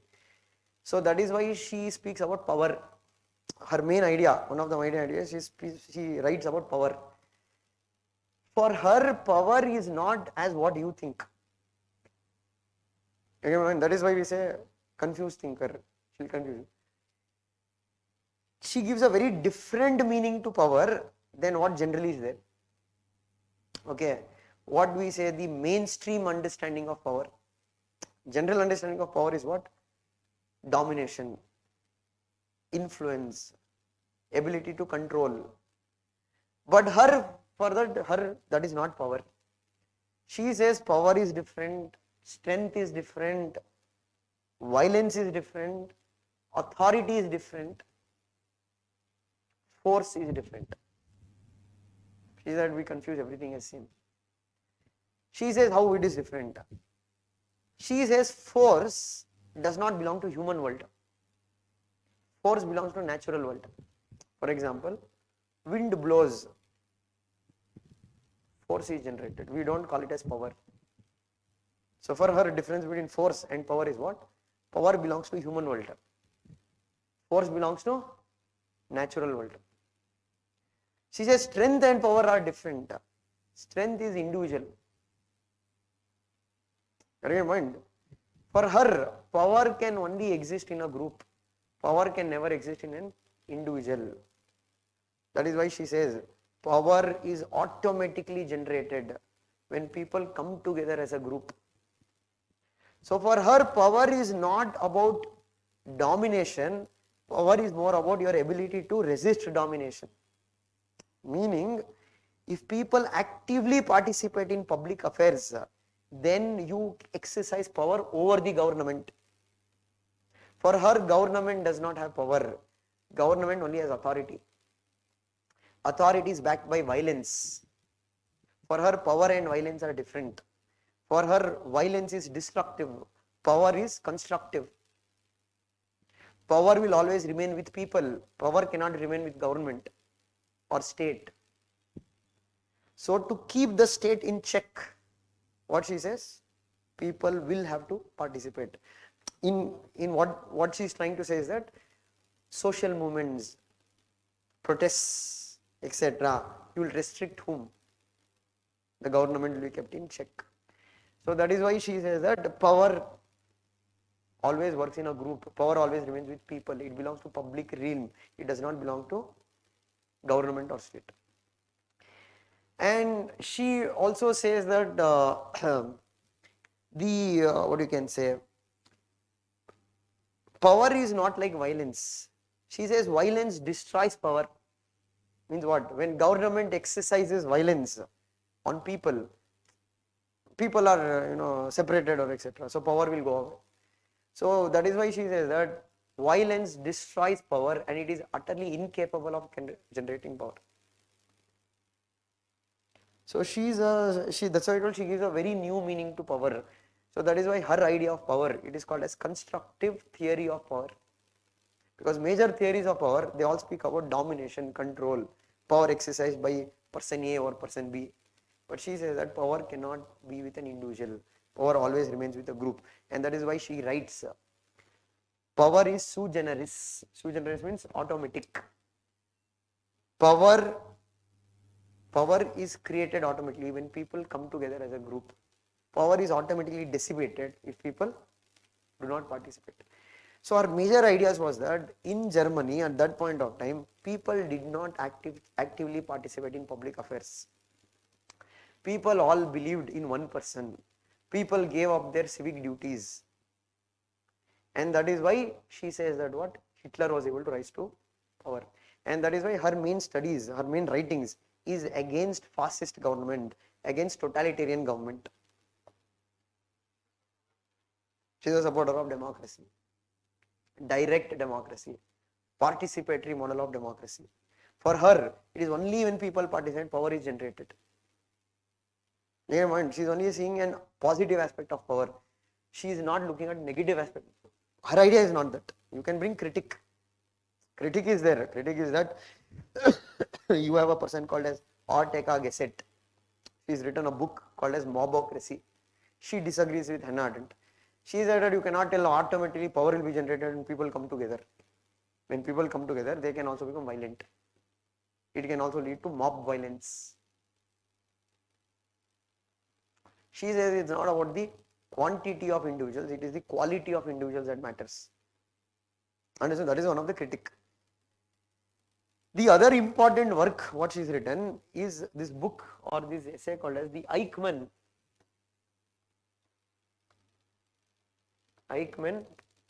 of Jerusalem. Who is this Eichmann? Eichmann was a military general in Hitler's army. And later when Hitler was defeated, this fellow was arrested because he had killed a lot of Jews, mass murder.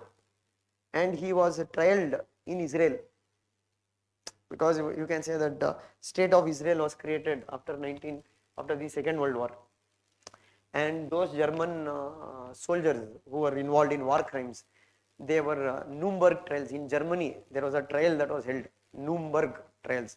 So there you can say that those people who were there, they were convicted for war crimes. So Eichmann was also one of the person who was accused of killing Jews.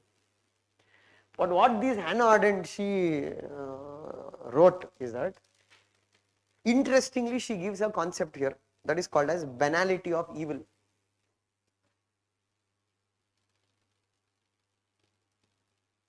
Banality of evil. What do you mean by banality of evil? Where evil will no longer appear to be evil. You become adjusted to it. It becomes normalized. Means you don't no longer find it is anything like, for example, now if you taking bribes, it has been normalized in Indian society. You might give reasons, even that fellow will take bribe, even this fellow will take bribe. What is wrong in taking bribe? So evil no longer appears to be evil. It has been normalized, it has been accepted. So she told Eichmann should not be blamed to what happened to Jews. Because she told Eichmann did not have the capacity to think. He had lost critical thinking. Eichmann was just like a machine. He was part of this bureaucracy. He just followed the command which was given by the higher officers. They had told him kill the Jews, he killed them. He was only looking for promotions. He personally did not have any hatredness towards Jews, or he did not personally believe in anti-Semitism. It had become normalized. For him, it was work. That is what she wrote. And that is the concept called as banality of evil. Means what? When wrong things gets normalized. But what some critics they told is that Hannah Arendt's research work on this was not sufficient. Why? Because she did not completely attend all the trials of Eichmann. Or some argued that how it is possible that one person cannot have critical thinking only. So they criticized her work, saying that this is not acceptable. But this is the concept what she gave, called as banality of evil. Means what happens is that evil things will get normalized. What is normalized? For common man, no longer that appears to be evil. Like taking money and voting in elections. What is there? Nothing will happen. You understand? That is what she told. Banality of evil. Certain times what? Evil gets banalized, means normalized. And that is what had happened with this Eichmann. That is the defense what she gave. But many people criticized her work for it, saying is that that is not sufficiently or comprehensively written in that regard. They told how an individual will always have consciousness. He can't completely deviate from critical thinking. But Eichmann was later punished, etc. But that is what she wrote. So these are the major ideas of Hannah Arendt that you'll have to know. One is her views on power, the other is view on democracy, the other is view on totalitarian governments. She gives explanation why did fascism rose in Germany. She gives explanation, her writings. And Hannah Arendt is also a critic of modernization. Because everybody like Gandhi, Rousseau, Hannah Arendt, all these scholars, they don't see that modernization has always brought positivity. They speak about modernization actually has created more negativity.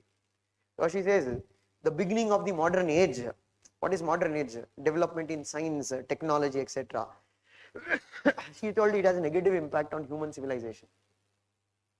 She says the birth of modern age begins with the discovery of nuclear weapon. Understand? Even Gandhi is a critic of modernization. That you will understand now broader later when you read Gandhi, etc. There are some scholars who praise modernization. There are some scholars who criticize modernization. Because modernization has both positives and negatives. It's not that modernization is only positive. There can be many negative. That's why we say in essays when you write, science and technology are like double-edged sword. Two-edged sword. It can create a lot of positive things. It can also create a lot of negative things. So for example, technological development has found cure for many diseases today. At one point of time, people used to die of polio. Today with technological development, we have been able to, India has been declared polio free. But the same technology has also created nuclear weapons. And nuclear weapons is not like your computer game. On TV debates or on your laptop, you can find, oh, we'll launch off nuclear bomb. It's not a joke to launch a nuclear bomb. You can't selectively kill people. Nuclear bomb will kill everybody who comes in the way. There's a saying, if India and Pakistan go to a nuclear conflict, it's not only India, Pakistan who are going to be affected, the whole world will be affected. The radiations are going to impact even Bangladesh, Nepal, Bhutan.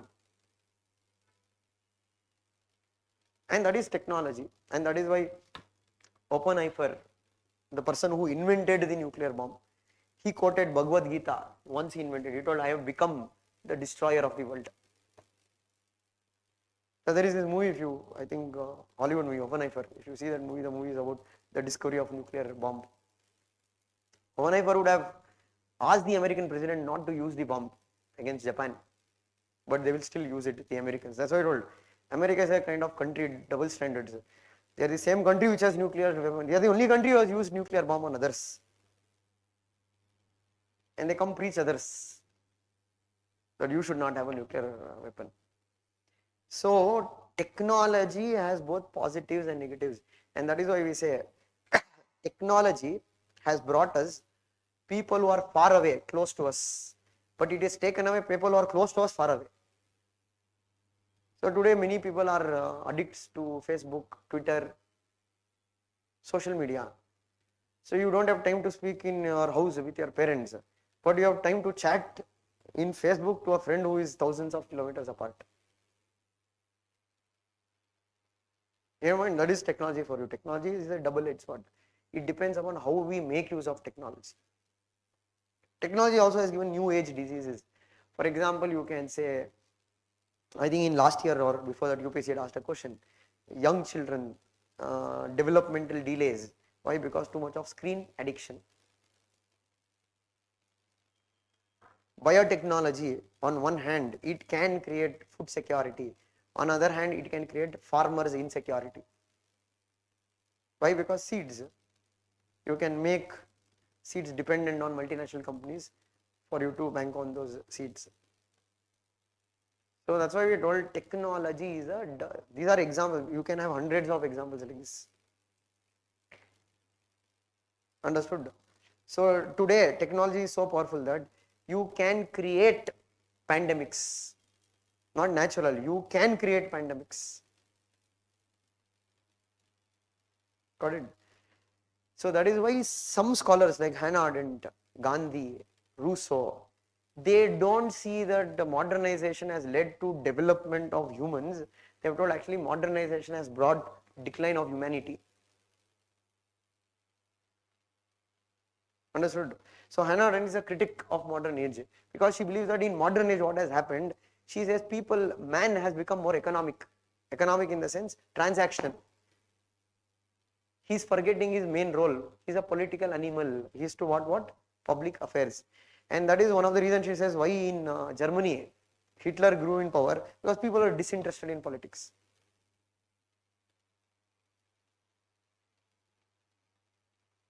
You're getting a point. So there are many things you can understand in political science. Political science is what? The subject itself, the art of ruling. If you go back to Roman Empire, they had big stadiums.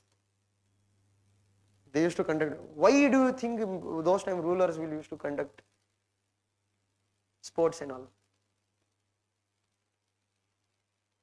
Simple. It's a way of keeping people distracted. IPL, Big Boss, 3 other things. Half of your life is gone there only. Where you have time to think? You are only thinking about who will win IPL this year, who will win Big Boss this time. Where are you thinking about the real issues? No time. Why no time? Because they don't give you time to think. That's the reality. It's not now. It has been since ages that you don't realize it. Even when they were kings, etc., they always used to have sports, events, etc. Why? It's a diversion tactic. See, I mean, in modern day also same thing. It's a new thing what we have. Every country will do it. It's not only India. Every country in the world, they use these techniques. So for her, people should participate in public affairs. People should not only be interested in economic affairs. Got the point? So that is why we say she is one of the greatest intellectual, also a greatest advocate of participatory model of democracy. And her idea of power, it is called as constructive. It comes very close to what Gandhi also speaks about. For Gandhi also defines power. He says power is not the ability to dominate others. Power is the ability to resist any kind of domination. So power should lie with the people. Authority will lie with the state. Understood? Got an idea? Like this is exactly what we are going to read in Hannah Arendt. So that we'll do tomorrow, bit in detail. So if that is done, your Western political scholars are done. That is Socrates, Plato, Aristotle, Machiavelli, Hobbes, Locke, Bentham, J.S. Mill, Marx, Gramsci, Hannah Arendt. Then we go into introduction to political theory. Then we go into ideologies. Then we go into theories of state. Any doubt here? But as I told, these scholars you need to revise multiple times. And these are only easy and interesting to read if you keep reading them again and again. Got it? Any doubt here? So tomorrow we will take up the last part, means anardent bit in detail. Then we will just do a holistic revision of whatever we have done till now. And then we will go into the next topic, that is will be introduction to political theory. So the notes for Hannah Arendt and Gramsci is the same printed notes. What is it? There is no separate notes for that.